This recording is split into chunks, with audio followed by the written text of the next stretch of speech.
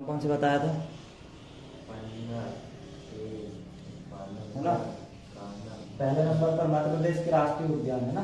मध्य प्रदेश के राष्ट्रीय उद्यान पहला नाम पन्ना, दूसरा नाम पेंच, तीसरा नाम बांधवगढ़ राष्ट्रीय उद्यान, फिर कान्हा राष्ट्रीय उद्यान कान्हा,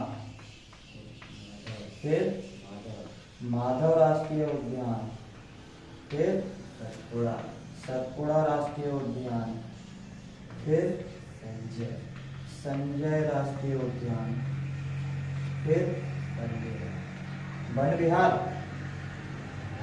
या फॉसिल वन विहार है ना, और वन विहार राष्ट्रीय उद्यान। ठीक है, हो गए ये 9। चलो, मध्य प्रदेश का सीएम कौन है? शिवराज सिंह चौहान है ना। उसके बाद राज्यपाल कौन है? गवर्नर। उसके बाद हाई कोर्ट जज कौन है? रवि मानीमत है ना। उसके बाद राज्यपाल कौन है? मंगूभाई सी पटेल है ना। फिर मध्य प्रदेश का राजधानी क्या है? भोपाल है ना। कैपिटल क्या है? भोपाल। मध्य प्रदेश का राजकीय पशु क्या है?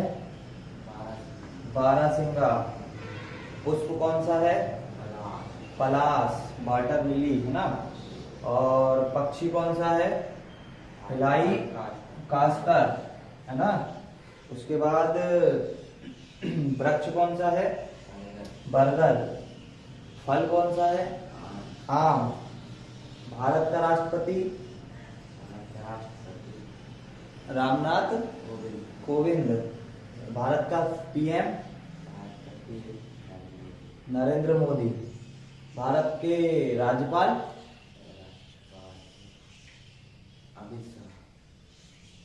अमित शाह तो वो है, क्या कहते हैं, गृह मंत्री।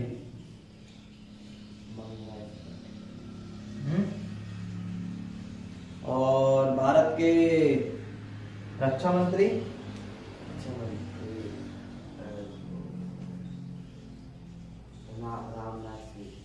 रामनाथ सिंह। भारत के अंदर राज्यपाल नहीं होगा है ना। भारत का राज्यपाल तो नहीं, भारत के अंदर जो स्टेट होती है, भारत है, भारत के अंदर कौन है? पीएम है, और पीएम के साम कौन है? राष्ट्रपति है ना। ऐसे ही स्टेट के अंदर सीएम है, तो राष्ट्रपति की जगह पे स्टेट के अंदर कौन है? ठीक है, तो भारत का राज्यपाल तो नहीं होगा है ना। भारत का सिर्फ कौन होगा? राष्ट्रपति होगा।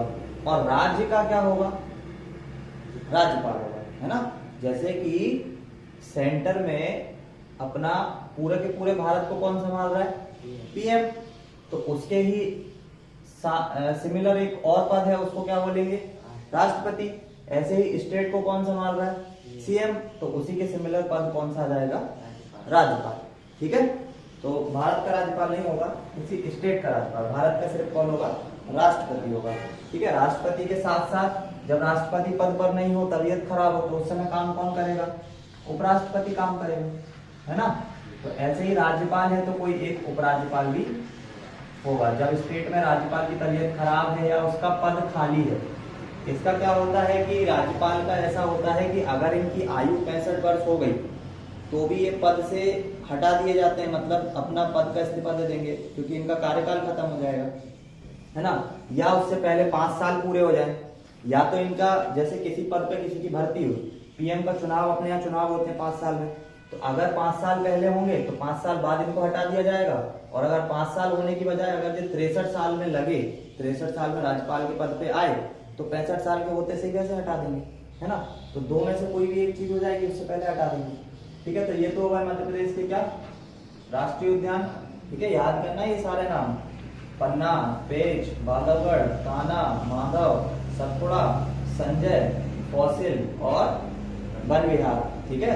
और बाकी ये चीजें तो पता चली गई ना, ये सब अपने भारत के सीजेआई कौन है, मतलब भारत के सुप्रीम कोर्ट के जज कौन है? सुप्रीम कोर्ट के जज, हाँ, सुप्रीम कोर्ट के जज कौन है? एन.वी. रमन, है ना, रमन ना जो भी बोल रहा हूँ, ठीक है। तो वो अपने सुप्रीम कोर्ट के क्या है? जज हैं। और अपना हाई कोर्ट जो मध्य प्रदेश का है वो कहाँ पे है? जबलपुर के अंदर है ना। टोटल अपने यहाँ जो पूरे के पूरे भारत में अगर देखा जाए तो कितने हाई कोर्ट है? टोटल 25, ठीक है। भारत के अंदर, पूरे भारत के अंदर टोटल कितने हाई कोर्ट है?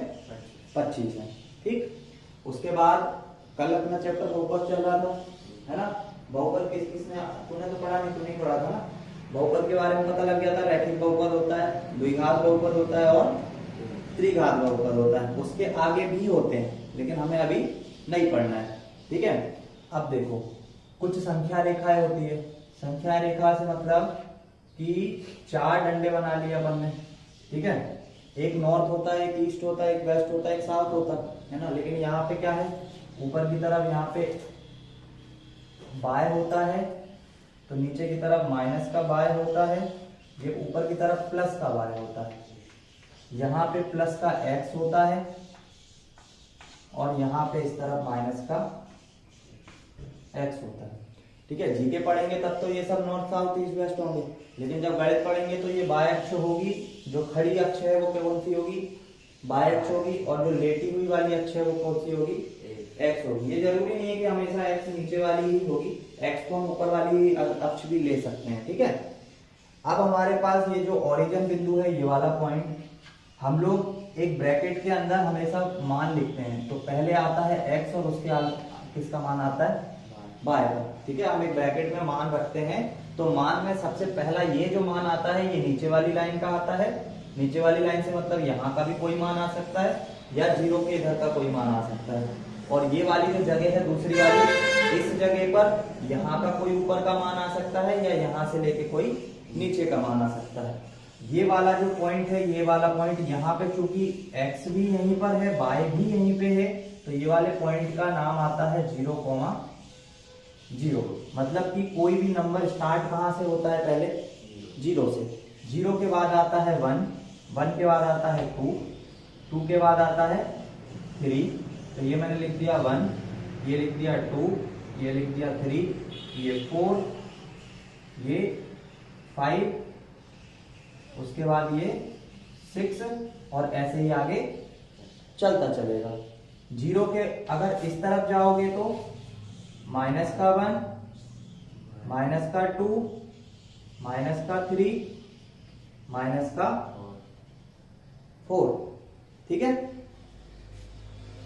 बाय अक्ष में अगर ऊपर की तरफ जाओगे तो धन का 1, धन का 2, धन 3, 4 और 5, ठीक है। ऐसे ही नीचे जाओगे तो माइनस का 1, माइनस का 2, माइनस का 3, माइनस का 4। समझ गए?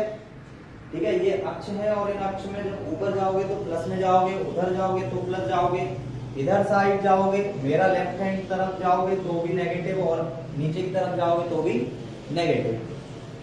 अब देखो, ये वाले पॉइंट पर x, इस वाले बिंदु पर x और y दोनों एक ही जगह पर मिल रहे हैं या नहीं मिल रहे? इस वाली जगह पे x और y दोनों एक जगह पर मिल रहे हैं या नहीं मिल रहे? मिल रहे हैं। ये देखो, ये y अक्ष है पूरी पूरी, और ये कौन सी है? x अक्ष है, और ये दोनों के दोनों एक जगह पर मिल रहे हैं। तो यहाँ का जो पॉइंट है, चूंकि दोनों एक जगह पर ही मिल रहे हैं, तो उस पॉइंट का नाम हमने क्या कर दिया? 0, 0, ठीक है। ये यहाँ से क्या कर रहे हैं? दोनों के दोनों स्टार्ट कर रहे हैं। यहाँ से ये भी स्टार्ट करेगा ऊपर की तरफ, ये भी स्टार्ट करेगा इधर, ये नीचे की तरफ स्टार्ट करेगा, और ये यहाँ से यहाँ की तरफ स्टार्ट करेगा। इस वाले, अब देखो यहाँ पे कितने कॉलम बन रहे हैं, कितने खंड बन रहे हैं? 1, 2, 3 और 4। ये वाला खंड और ये वाला खंड, दोनों खंड में देखो ये वाली वैल्यू भी पॉजिटिव है, ये वाली वैल्यू भी पॉजिटिव है। तो अगर इस खंड के अंदर कोई भी मान आएगा x और y का, तो वो हमेशा पहला वाला भी प्लस होगा और दूसरा वाला भी क्योंकि देखो ये भी प्लस है और ये भी प्लस है, और मैंने क्या बताया, पहले x की वैल्यू लिखेंगे उसके बाद y की वैल्यू लिखेंगे। इस वाले चतुर्थांश में बताओ, ये x अक्ष है और इस पे सारे मान कैसे हैं, माइनस के हैं, तो इसका मतलब है कि खंड 2 के अंदर जितने भी मान लिखे जाएंगे वो सारे के सारे मान में पहला वाला वैल्यू कैसा होगा और दूसरा वाला, देखो है ना, ये वाला देखो सारा का सारा कैसा है प्लस, और ये वाला देखो इस तरफ वाला ये सारा का सारा कैसा है, और माइनस वाले को कहाँ लिखते हैं पहले, मतलब x वाले को कहाँ लिखेंगे, तो x के सारे मान इस चतुर्थांश में इस खंड में कैसे होने वाले हैं, माइनस के, और बाकी y के मान कैसे होने वाले हैं। अब ये वाले खंड की बात करते हैं, ये खंड नंबर कितना है 3 है। इस खंड में बताओ कि x का मान क्या आएगा, माइनस का आएगा, और y का मान माइनस आएगा, क्योंकि x भी इधर जाने पे माइनस दिख रहा है और नीचे की तरफ ये y का, ये पूरा जो खंड है, इस खंड में x भी माइनस है और y भी, तो यहाँ पे जो x y के मान आएंगे वो भी हमेशा कैसे होंगे, माइनस के होंगे। खंड 4 की बात करो, खंड 4 में अगर बात करी जाए तो खंड 4 में देखो x के सारे मान कैसे होंगे, प्लस के होंगे, और y के सारे मान माइनस के होंगे। आगे बात समझ कि कोई भी नंबर, अभी नंबर आएंगे आगे, है ना, नंबर आएंगे, मैं भी बताऊंगा। अगर मैं बोल रहा हूं कि 1 1 है हमारे पास, मान लो 1 और 2 है, तो ये 1 2 कौन से चतुर्थांश, कौन से खंड में होंगे, दोनों देखो कैसे हैं, इसके आगे भी काय का चिन्ह है, हाँ धन का है, और इसके आगे भी धन का चिन्ह दिखता थोड़ी है ना। अगर किसी नंबर के आगे कोई चिन्ह नहीं है इसका मतलब धन का है वो हमेशा। तो 1 और 2 कैसे हैं, धन के, और ये 1 2 कहां मिलेंगे, अगर दोनों धन है तो खंड 1 में मिलेंगे, और खंड 1 में x का मान कितना है, x का कितना मान है 1 है ना, और y का मान कितना है 2, तो x से 1 उठा लो और y से 2 उठा लो, और दोनों को मिलाओगे तो ये वाला जो बिंदु आएगा ये आ जाएगा 1, आया। पहले तो तुम इसको ही नोट डाउन करो, उसके बाद इसमें पॉइंट को दर्शाऊंगा, वरना तुम कंफ्यूज हो जाओगे, है ना। पहले तो इनको नोट डाउन करो कि ये खंड क्या है, इनमें प्लस माइनस कौन सा होगा, है ना, उसके बाद फिर बताते हैं।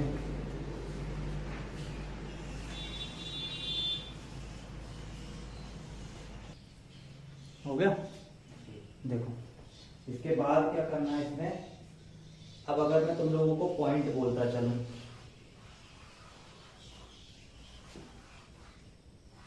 मैंने पहला पॉइंट बोला -2 और 3, तो माइनस सबसे पहले तो देखो कि नेगेटिव कौन है, x सबसे पहले कौन आता है, और x नेगेटिव कहां पे मिलेगा, ये वाली लाइन पे, ठीक है। तो ये वाली लाइन का मतलब या तो ये वाला जो निर्देशांक है या तो इधर वाले खंड में होगा या इधर वाले खंड में होगा। अब देखो y कैसा है, y धनात्मक है 3, तो फिर कंफर्म हो गया कौन से वाले खंड में मिलेगा, इस वाले में, क्योंकि यहाँ पे x कैसा है माइनस का है और y कैसा है प्लस का है ना। तो -2 कहाँ पे है, ये ठीक है, और +3 कहाँ पे है, यहाँ पे। अब इन दोनों को मिलाओ, ये 2 तक आओ और ये 2 तक आओ, तो ये वाला पॉइंट क्या हो जाएगा -2 और, ठीक है। अब मैं बोलूं 2 और 4 कहाँ पे होगा, तो x का कौन सा मान 2, वो भी कैसा धन का, तो ये हो गया 2, और y का कैसा मान 4, वो भी कैसा धन का, तो ये हो गया 4, दोनों को मिलाओ, ये वाला पॉइंट क्या हो जाएगा 2, 4। अब मैं बोलूं -1, -1, ये -1 और -1 कहाँ मिलेंगे, यहाँ पे। ये वाला रहा -1 x का और ये वाला रहा -1 y का, और दोनों को मिला दो, ये वाला पॉइंट क्या हो जाएगा, -1,1 -1, -1, ठीक है। उसके बाद मैं बोलूं कि 3 प्लस का और -4, तो x अक्ष पे कितना लेना है, +3, तो x अक्ष पे +3 ये रहा, y अक्ष पे माइनस का कितना लेना है, 4, तो -4 ये रहा, दोनों को मिला दो, ये वाला जो पॉइंट होगा ये कितना होगा, 3, -4। आगे समझ, पॉइंट कैसे देखोगे, कैसे मिलाओगे, करो इसको नोट डाउन करो।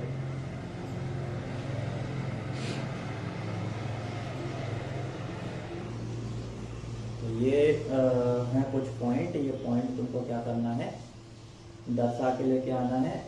उसके बाद फिर हम लोग क्वेश्चन जाएंगे, कोई भी लाइन और द्विघात समीकरण और त्रिघात समीकरण का ग्राफ कैसे बनाते हैं, और इसके ऊपर ही बनता है ना, ये 4 लाइनों के ऊपर ही ग्राफ बनता है, तो वो ग्राफ भी बनाएंगे।